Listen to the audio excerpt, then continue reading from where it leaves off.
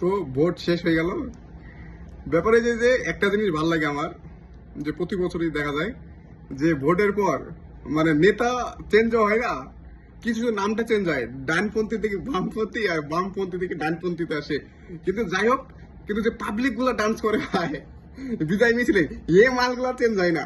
মানে প্রার্থী যেই জিতুক, তুমি খেয়াল করে দেখবা ভাই, প্রার্থী যেই জিতুক, মানে যে ডান্স করে, গত বছর যে ডান্স করেছিল মানে বামপন্থীর সেই মালগুলাই আবার ডান্স করবে কি বলে, এই ডানপন্থীর মানে পন্থী চেঞ্জ হয়, কিন্তু বিজয় মিছিলে মালগুলা চেঞ্জ হবে না।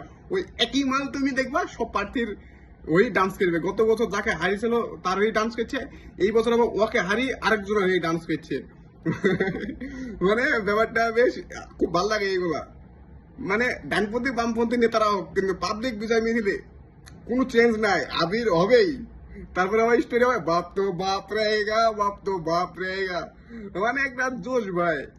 মানে পন্থী যেই জিতুক বিজয় মিছিলে, মালগুলা ওই মালগুলাই দেখবে যারা ডান্স করে, সেই মালগুলাই তুমি দেখবা।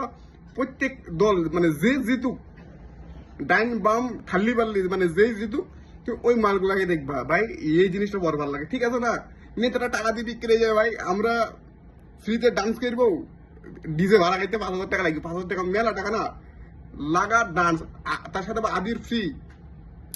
মানে একটা পিনিক আসছে, একটা দিন একটা হোলি, মানে একটা সুন্দর একটা মুহূর্ত হয়ে যাবে, ডান্স মান্স করিও। মানে পাবলিক যেই জিতুক ডান্স হবেই, কোনো চেঞ্জ নাই। 100টার মধ্যে বোধ হয় বিষয় মিশলে 2-3 জন চেঞ্জ হয়। দেখা যায় 2-3 জন আমার লয়াল থাকে পার্টির, তারা ডান্স করে না, তারা বাদ বাকি সব ওই এক মাল গুলাই ডান্স করবে। ওই জিনিসটা বড়ই ভালো লাগে মা।